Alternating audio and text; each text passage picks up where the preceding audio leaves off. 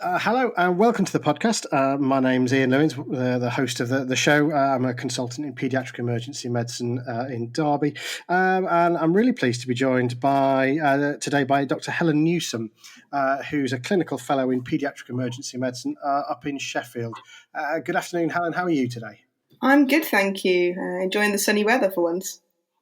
Yeah, absolutely. Now we've talked before when you were located somewhere even sunnier in Zambia, and that didn't quite work. So I'm very grateful for you to come back onto the show to talk about a paper that you wrote that was published in the Archives of Disease in Childhood back in December of 2019, and that was in the Archimedes section of the journal. For those people who are not familiar with Archimedes, can you sort of explain what it is to people? So it's the education and practice part of the RCPCH's education journal. The aim is to put articles out that help answer clinical questions, short pieces that are easy to read, easy to digest, that just help you inform your practice and do a bit more evidence-based in your daily life.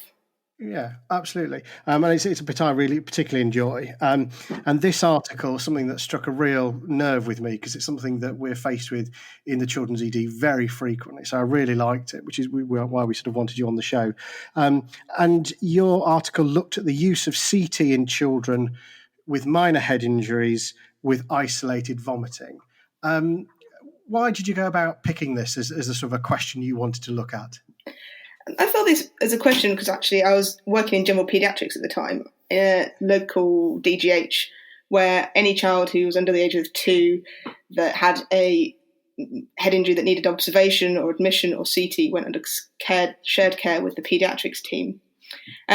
This is a child who just had a bit of isolated vomiting. They were absolutely fine. Like most of these children, running havoc around the ward, tearing things to bits, back to their usual self.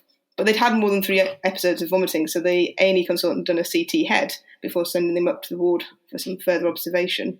It just seemed a bit unnecessary with a child who was entirely well that they'd been exposed to radiation and then a period of observation when actually, to my eyes, they were absolutely fine, running around, like I said, tearing the ward to bits. So I just wanted to ask the question about actually, should we be CTing these children if they've just had vomiting as their only symptom, or is it actually safe just to watch and wait? Yeah.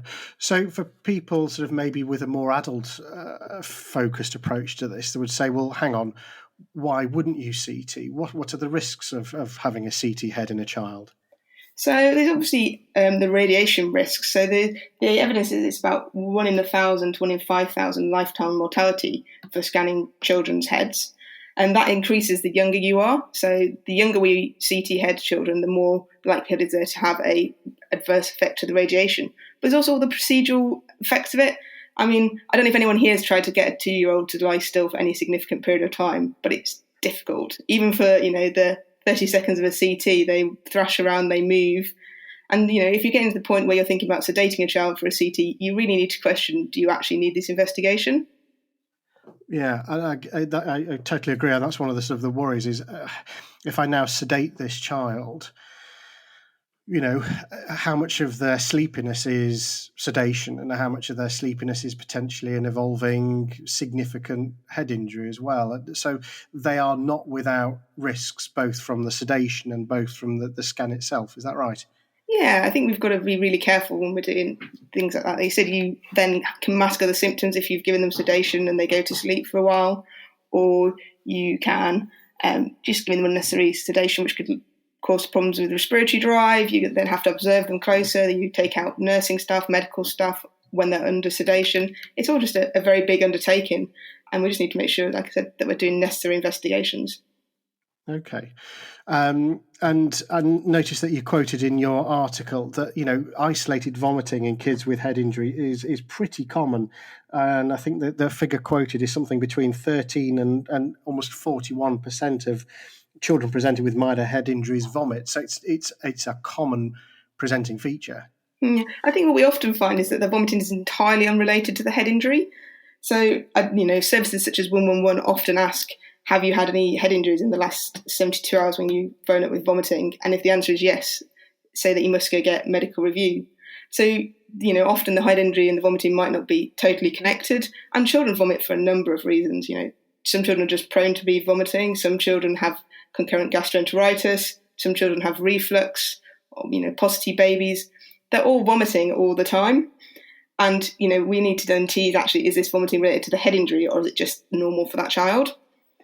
Yeah, and certainly there seems to be something that the number of kids I've seen who've had a very, very minor head injury a day or so ago and then present with vomiting, that you clearly think this smacks of gastroenteritis, is huge, but it poses a real potential diagnostic dilemma, doesn't it? Yeah, you then thinking, can I safely say that, that minor head injury was definitely unrelated to the vomiting? And I think that's where experience in paediatrics comes in, and paediatric emergency medicine. Actually, the more you see children, the more you're aware that what presentations they have for different things. But I think it's important that, things like clinical decision rules are aimed for people with less experience.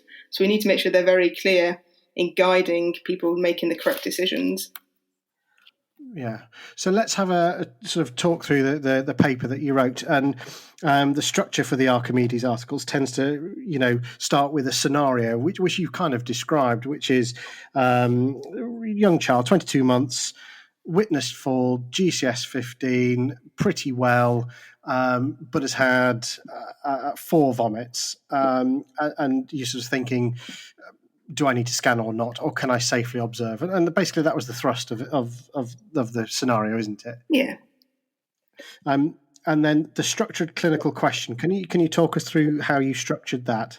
So you structured the clinical question in the form of a PICO question. So you think about your patient, your intervention, your comparison, and your outcome. So in this clinical question, the patient was, children who sustain a minor head injury with isolated vomiting as the only symptom. So we're talking about just isolated vomiting.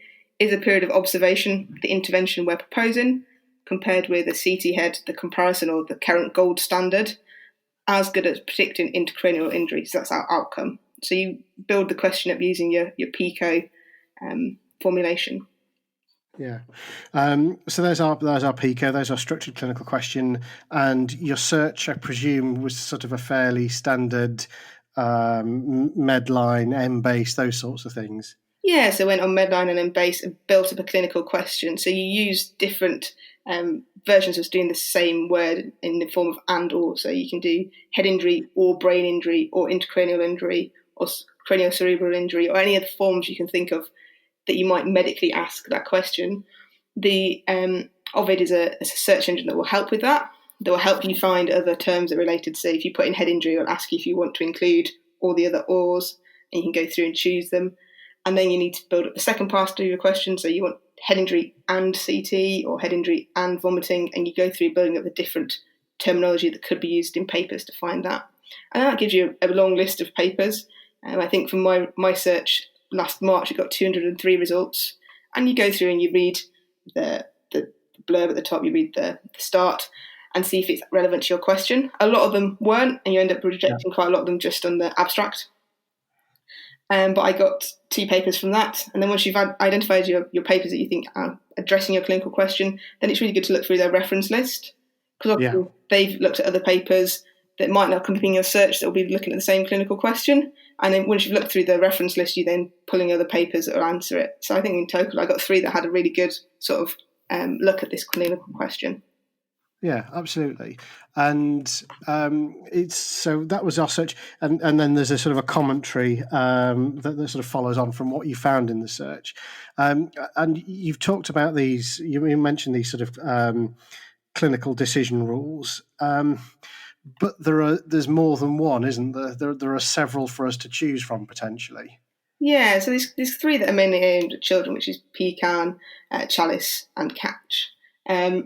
In the UK, we use Chalice, which is our basis for the NICE guidelines. They're all looking at slightly different ways of looking for CT. So some of them look to see who you should scan, some to look to see who you shouldn't scan.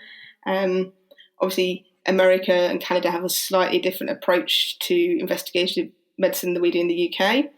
So you've always got to take that into account when you're looking at these clinical decision rules. Does the population apply to the one we're working with? Can you bring it across from America to the UK population? And is it actually asking the question you want it to ask? Yeah. because sort of looking through it, I guess one of the potential confounders is that you may, if you're using different clinical decision rules in different studies, you may not be comparing like for like a lot of the time. Yeah, and they often ask slightly different questions, and they've got slightly different inclusion and exclusion criteria for who to scan, who not to scan. I think, for example, PCAN have different rules for under 2 and over 2, which obviously then you have to separate out your population where the rest don't. So you do really have to think about, when you're using clinical decision rules, does it really apply to the patient in front of me?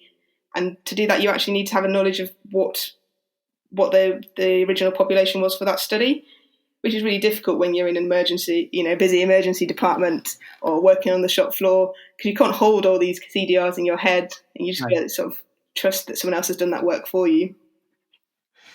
Just slightly going off at a tangent, do you think the fact that these are called clinical decision rules, the word rules, does that, versus it's a guidance, a guideline, do you think that sort of influences how people think about scanning or not scanning? Because I guess there's always a worry that if you do something and God forbid it was the wrong thing, people can go back and go, why didn't you follow the rule? Yeah, absolutely. I think people are very, when something's called a rule, you feel like you absolutely must follow it. It's less leeway than if you call something a guideline, which I think is a really difficult line to tread, because actually there is a lot of grey area in medicine. Very few patients fit absolutely into, textbook and therefore would follow a rule nicely. Most patients we see will have some element of ambiguity. So we have to sort of think about where we are with that and use a bit of experience and common sense. And that's really difficult, because actually if you haven't had that experience, which is, difficult to build up, you need to see a lot of children, then you are left relying on clinical decision rules, and therefore you feel like you must follow them, because actually any deviation, even if it doesn't feel like it fits that patient, you feel like any deviation might come back and you might get criticised for, or there might be an adverse outcome for that patient, and you always worry about not following the rules, especially in medicine, where we're very much taught that we must follow rules. Yeah. It's interesting that you sort of found, as you say, sort of 203 results, but actually when you whittled it down to things that really answered your question, there were I think 2/3 papers. And is that because, you're specifically looking at vomiting, isolated vomiting, and a lot of the other papers had vomiting plus other things that they were looking at as decisions to whether to scan or not? Yeah, very little has had previously, until a paper in 2014 being done on isolated vomiting. The majority of it was vomiting as a symptom, but not specifying if that was in isolation or in association with any of the symptoms of a head injury being more significant, such as altered mental state, decreased GCS, headache, confusion. They didn't specify if it was isolated or non-isolated vomiting, which meant that a lot of those papers just had to be rejected from answering this clinical question, because they didn't pull down to the minutiae of actually, did this patient isolate and vomit? And actually, when you go back to the data, they reanalyzed some of the papers. They reanalyzed the PCAN data. Actually, quite a lot of their patients, they didn't record if it was isolated or non-isolated. It was just they had to then really pull down through the notes to find specifically which ones were isolated, because it wasn't very well documented. Right. So lots of the papers did just, they just weren't as relevant, because they were just looking at things on the outside. Yeah. So you kind of whittled it down to these very few papers. So what did you find when you had a look through them? So looking at the 3 papers, so 2 were looking at data, and one was a Scandinavian paper that was looking at redoing their guideline. So it was a systematic review of the papers. So the first one I looked at was Diana et al. In 2014, and they reanalyzed the PCAN data. So the PCAN data originally had just over 42,000 children who just suffered minor blunt head trauma, and they used them to form their PCAN clinical decision rule. They only found that they had 815 patients that had isolated vomiting, and of those 815, only 2 had a clinically important traumatic brain injury. So clinically important involves things such as being admitted to hospital for greater than 2 days, requiring neurosurgery, requiring intubation for greater than 24 hours. So something that's significant enough to involve a medical intervention. So they found that only 2 out of the 815 had a clinically important traumatic brain injury, which worked out as 0.2%. And they only found that 5 out of the 298 that had CT heads had anything on their CT. Obviously, the caveat with that is that often we find things on CT that actually are not showing any clinical signs. Hence, there'll be more because actually these children didn't need admission, they didn't need neurosurgery, they didn't need intubation. They had very minor things on their CT, but obviously that came up because they were scanned due to being put down a route of, if you've got this, you should scan. Yeah. So very, very few that found that. And then I looked at a more recent paper, which was by Borland et al., which was in 2018. They looked at the APRIS data, which is an Australian-New Zealand study looking at head injury in children. And they did lots of sub-analysis. So they did a massive cohort, and they've done masses of sub-analysis about different parts of head injury and what we should be doing with children with minor head injuries. And they found they had 1,006 children in their study out of 19,920, so nearly 20,000 that had isolated vomiting. And they found very similar data to Diane et al. They found that 1 out of 172 had, with their clinically important traumatic brain injuries, had isolated vomiting, so it was 0.3%, and 2 out of 285 that had CT heads with anything on it had isolated vomiting, so 0.6. So they found that actually very, very few children were present at all with any sort of either clinically important or CT findings that would indicate traumatic brain injury. And it's just shown that, as we expect, very, very, very small numbers have isolated vomiting. And they both concluded that isolated vomiting is safe to wait and see if they develop any other symptoms, and wait and observe these children for a longer period of time. So longer than the 4 hours that we're doing in an emergency department. So an overnight admission on a clinical assessment unit or under a paediatric team, just something to give a period of observation where we can see if they develop any symptoms. And they found that in both of these studies, they found that if there's anything else associated with vomiting, so non-isolated vomiting, then actually these are really good predictors of there being something either clinically important, so clinical signs of a significant brain injury, or CT findings of a brain injury. So if they're associated with anything else, such as suspicions of a skull fracture, altered mental state, headaches, abnormal behaviour, or concerns about NAI, then these things massively increased your chance of having something either clinically or radiologically. Which is kind of, I think what a lot of us do now is take the vomiting as a very, very soft sign. But if it's vomiting plus, then, the balance tips again, doesn't it, quite significantly? Yes, it definitely does tip very significantly. I think they all found that if you've got vomiting plus anything else, then we've got to be really, really, really think that actually we probably should be scanning these children. And actually, if you think about the number of children we see with minor head injuries, actually seeing children with vomiting plus something else is quite uncommon.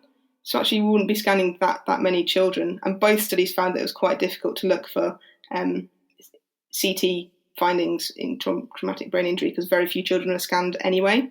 That actually, out of the 20,000 or so in Borland et al., only 285 had a CT at all. Yeah. So actually, we're dealing with very small numbers. We're just looking at CT findings.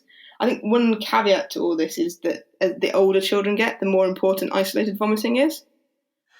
Yes, and that's interesting because, the adults take a very, very different kind of approach to vomiting, don't they? It's almost sort of one strike and you're out, isn't it?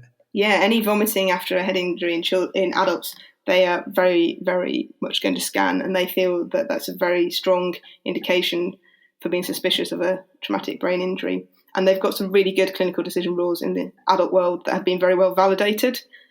So I think just one of my take-homes from this was actually be very careful of the, 13, 14, 15-year-old who, has got more adult-like physiology, who is having recurrent vomiting, because they are more likely to have something. And sometimes we need to, listen to our adult colleagues, follow their advice, and have a different threshold with teenagers, because they can cross the world of adults and paediatrics. Yeah, and it's interesting that if you were, say, 17 and you happen to rock up at peds ED and you vomit, you might not get a CT, but if you rock up to the adult ED next door with exactly the same symptoms, you will get a CT. Yeah, exactly. Depending on which stream you go down, you'd get a different treatment. And I think that actually the findings from adult studies is that if you have isolated vomiting and you're over the age of 16, the likelihood of there being something on your, that needs intervention or observation or something on your CT is a lot higher, and we should be taking that seriously. Okay, and that's a sort of really interesting point to sort of just beware this slightly older child with vomiting, I guess. Just when it sort of says prolonged period of observation, did the sort of the papers that you look at give a recommendation for how long, or is it just sort of longer than the 4 hours? No one really gave an indication of how long they were thinking, but it was longer than the 4 hours we have in the UK. And, obviously out in New Zealand, Australia, they have less of an emphasis on having a direct cut-off and leaving A&Es. But I think, something sensible would be probably looking at about, 12 hours or so, just to make sure the children are getting better or they're entirely resolved and have had a couple of hours without any vomits. Yeah, and it's certainly, if they come in later in the day, overnight observation is probably a safe and relatively sensible approach, isn't it? Yes, you wouldn't want to be sending home a child with multiple episodes of vomit at 10 p.m. to go to sleep at home, because there's a very, strong potential that they won't be looked at until 8 in the morning. So, having done this, having done your search, having looked through these papers, what did you feel was, from your perspective, the clinical bottom line? From my perspective, the clinical bottom line is, if you truly have isolated vomiting in a younger child, then you're safe to observe them for a period of time. You're safe to keep them in your A&E on your clinical assessment units to see what they do, and delay the decision to CT until a later date, and either choose to send them home when they've recovered or CT if they develop any other symptoms. But beware the teenager. And sort of having done this, did you kind of feed this back to your department or where you'd worked and pass that on to colleagues? So we already have a very much the same attitude in Sheffield. We tend to not CT children with isolated vomiting. We tend to admit them for a period of observation rather than subject them to radiation. And the whole department is moving away from CTing as many head injuries as we used to do. So I first worked there 5 years ago, and have come back after a 5-year hiatus, and we definitely scan fewer children now than when I worked here before. I think it's just very much like you said, a gradual change amongst the paediatric and A&E world that we should be observing these children. The more and more evidence that comes out, the more and more we're seeing this as the way forward. Absolutely. And I guess the next sort of debate that is not raging but is bubbling is do I do anything about this vomiting? Do I give an antiemetic? And is that going to mask symptoms? And I guess that's sort of a discussion for another day, potentially. Yes, that is always the question, isn't it? For any type of vomiting in children, do we give them ondansetron or not? I think it's a medication that paediatricians are very uncomfortable using.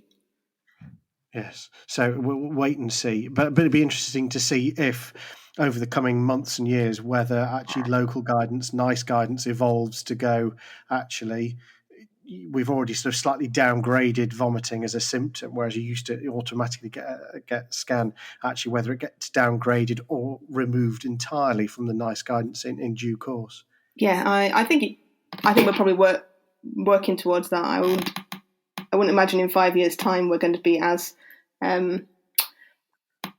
concerned about isolated vomiting as we are now. I imagine in another 5 years' time we'll have more evidence, which will help us to create better guidelines or more up-to-date guidelines that will help us to inform our clinical decisions. Perfect. I've really enjoyed this chat, Helen, and maybe it's because it just confirms my biases already. Maybe I should pick something that I totally disagree with next time, but I've really enjoyed that.